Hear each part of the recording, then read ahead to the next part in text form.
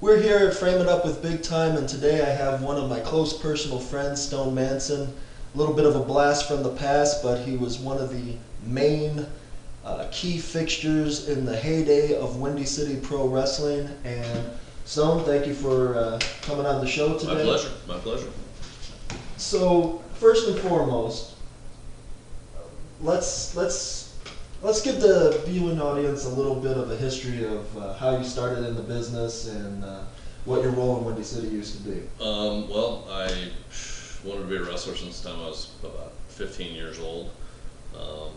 Actually wanted to be a musician when I was a kid, but I learned that I wasn't really musically inclined. So I was kind of always looking for the one thing that would put me out in front of people. That kind of stuff. I was very, very into wrestling.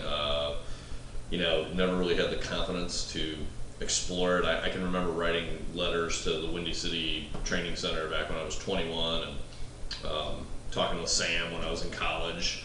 Sam DeCero for Sam DeCero. I used to work at a bar when I was in college, when I was going to Northern Illinois. And I used to literally leave when the Windy City show was on at midnight on TV, whatever channel it was. Watch the half-hour show and then go back to work. You know, they let me cut out. So, I mean, I was just a wrestling fanatic. Always have been. Not so much now anymore. But, you know, it's the one thing I wanted to do. So, it wasn't like I set a goal to do it, but I kind of set this pattern of things that wound up just eventually occurring in me, you know, finally going to wrestling school. There were some things along the way that kind of pushed it. I had a very good friend of mine that was really close with Diamond Dallas Page.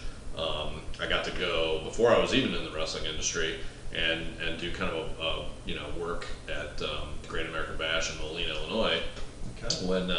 When Page and Randy Savage were in their big feud, when Page was about as hot as it got at that point, and the NWO was really cranking. So it's about 96, 97? Yeah, it was I think summer of 96 actually.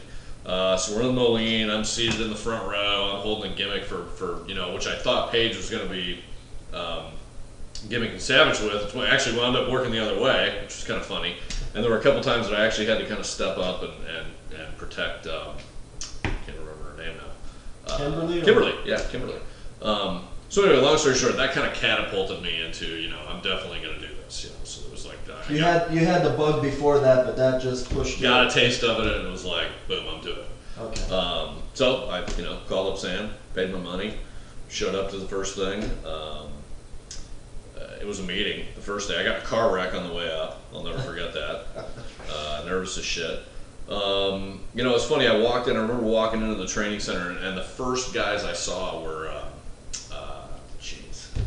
Al and Niles, who were, I can't even remember what their name was. Enormous monster. What was their name? They were Chi-Town's team, huge black guys. I mean, the guys were enormous. Okay.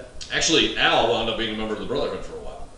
Anyway, so Al and Niles are the first two guys I see when I walk in the door, and these guys were mutant huge, man. And this was back in the what I would consider to be not so much maybe the heyday of Windy City, but when we had still some pretty monster guys. Like when everybody looked like a wrestler. Right. Okay. Exactly. For the most part.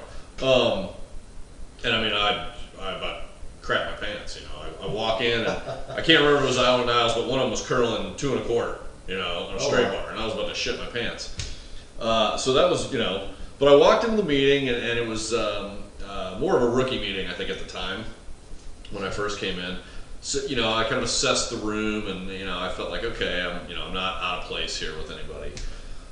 Started the training, and, I remember getting a call from Sam a couple weeks later, and he told me, hey, Mike and Steve say, you've really got something for this, so keep working at it. I got a lot of encouragement out of that. I was a lot older than most of the guys that started too, and I had a fairly athletic background. I played football for 10 years. I was a basketball player. I was a kickboxer for a couple of years. Not competitively, but I trained in it for a long time. So it kind of just ramped up from there. I got really lucky one time. The one thing I did was, I drove everywhere just to go set up the ring. And I was a guy who was 27 or 28 years old. I had a business, I had other stuff, but I felt it was important to kind of pay the dues and do the stuff. And and the other thing was I drove 2.5 hours each way just to go to practice. Mm-hmm. And I showed up every weekend for practice, stayed overnight, went to the Sunday practices religiously. I was the first guy there and the last guy to leave, all the time.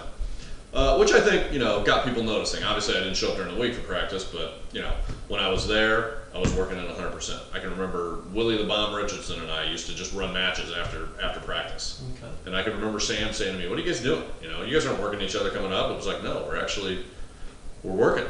Right. So let's kind of fast forward a little bit. Sure. I don't want to cut you off on that, but it's clear to anybody watching that he had a passion for it, that Stone had a passion for it, and he came up the right way as far as training. So fast forward, you're in now. Mm-hmm. Were you put in the Brotherhood right away, or? No. Actually, it was kind of funny because I wasn't really put into anything. Just kind of told him to do my own thing, come up with something, which was kind of expanding along itself. I was actually kind of going with the purple gimmick for a while because Sam had told me, "Hey, you need something to kind of make yourself stand out. This is what I want to see you do." So I did it. I took that to heart. I mean, I worked matches, old school. I would, cower and be a piss ant for the first 5 minutes before anybody threw an arm drag. Purple's not a gimmick. But so if you watch Battle of the Belts 10, I don't remember. I was wrestling. I think his name was Michael Christopher at the time. Okay. He went on to become Valak, I believe it was. If you watch that match, and he was the baby face and I was the heel. If you watch that match, we don't do anything for a couple minutes. First arm drag, the place went bonkers.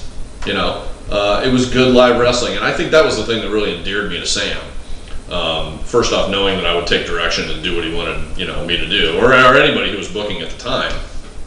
And I think I had talent. I had a little bit of size. I was, athletic in the ring. I could get around. I wasn't a stiff. So I think that helped out a lot. So fast forward to that a little bit. I think somebody had left the Brotherhood maybe, and Sam called me and said, "What do you think about doing this?" And it was kind of interesting because Ripper was never really outwardly gregarious towards me the whole time. Now again, I think part of that was the whole rookie veteran mentality, which is that's fine. I kind of begrudgingly accepted because I kind of wanted to do my own thing, but I also saw an opportunity where they seemed to be like a lot of people were kind of dropping out. It was kind of wide open to change it a little bit, and of course it was an opportunity for me to essentially be not main eventing, but at the top of most cards. I was already at the point where I was on every show. So it wasn't like I was adding to the amount of bookings I was going to get. It was an opportunity to, kind of position what I was going to do in programs. Okay. I got a lot of advice not to do it. But I think a lot of the advice I got not to do it was without the understanding that I had a big plan to change the whole thing, which I think worked out really well. I mean, I think you could probably agree, I turned the Brotherhood from, an ass-kicking, brawling team of enormous bikers into what was a pretty competitive athletic team when we added Terry Allen, when we took on a few other people, and I think we had a really good gimmick going for quite a while, especially when we were programmed in with you guys. I would agree that you had a good gimmick going even before my group, Sports Entertainment, had come along.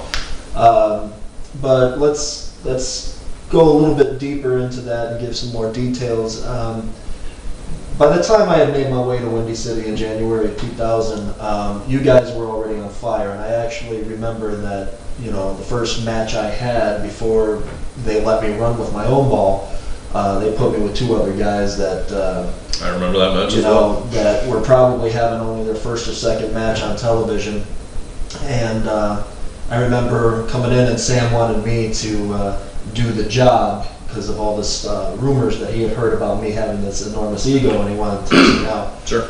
And my first experience was against you, Ripper, Manson, and Terry Allen, and it was a long taping. I remember it was a particularly long taping. We were doing several weeks worth of television, and out of had to be at least 12, 13 matches that we taped that night. I remember that we had the best reaction. I mean, and it was people who never worked with each other before. So you guys were definitely an experienced duo that knew how to work with anybody. I had some experience. The two guys that I were with were green as shit. I remember that. But the reason I give all this backstory is you each had a role, as far as I remember. Ripper being the big monster, you know, almost impervious to pain character. Terry Allen was more of the high flyer, and you were kind of a technician that was. You were basically John Morrison before Morrison was Morrison. Yeah, not quite as high flying, but that's when I look at John Morrison nowadays, that's the one guy I like. He works exactly the style that I like. But tell the audience at home a little bit about what you were doing at that time, as far as, you know, what your gimmick, even what you were wearing to the ring being a little bit ahead of its time. Well, you know, it was important to me, and you hit on a very good topic, which was when I started talking with everybody about Terry coming into the Brotherhood, what I wanted was exactly this group, or this six-man, because we were the six-man champs at the time. I felt that always needed legitimizing, besides the fact that we were one of the few people that had, you know, 3 guys at any time to defend the title. So I really wanted Terry, and the reason why was for exactly what you said. I wanted us to have that monster, you know, brawler, which was Ripper. I wanted to be, I don't call it a technician, because I don't really necessarily consider myself like, you know, a grappler kind of guy, but it was more like tactician. Like I had a series of moves and that kind of stuff that, you know, I focused on that all the time. They were impactful. They made a, you know, it was kind of a splash type of situation in a match. So would you say it was more kind of an Arn Anderson mat technician, but not so much? I mean, I think my skill set and the way I wanted to portray myself as a wrestler was. It sounds stupid, but I don't know if you. I always liked watching Eric Watts, believe it or not, which is amazing. And I like guys like Diamond Dallas Page. I liked wrestlers who worked in a fashion where someone would get 3 or 4 things off on them, and then they hit something that changed the whole complexity of the match. Okay. You know, and it was a constant working like that, because I always wanted the opponent to get over and look great, and that gave them more of an opportunity to kick my ass, whereas everything was like a comeback. You know, couple body slam spots, boom, you know, reverse DDT or something to that effect.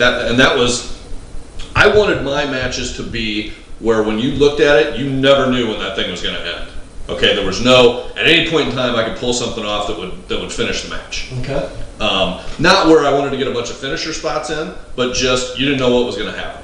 And that was my thing that I tried to portray. The other thing I wanted to do was I wanted to be a great bumper. I wanted to be a great seller, whether I was a heel or a face, you know, either one, because we obviously kind of towed that line for a while. And that was the other thing I wanted to bring to the Brotherhood was, you know, forget about all this bullshit of being badasses, and I mean that's part of it, but I wanted us to go to be baby faces, not from the sense that we were, you know, kissing kids and not doing, you know, some underhanded choky kind of stuff. I always liked Jimmy Valiant when he was in the NWA. Okay. He was a baby face that got over huge, and yet he'd still, you know, have the guy's neck over the top rope.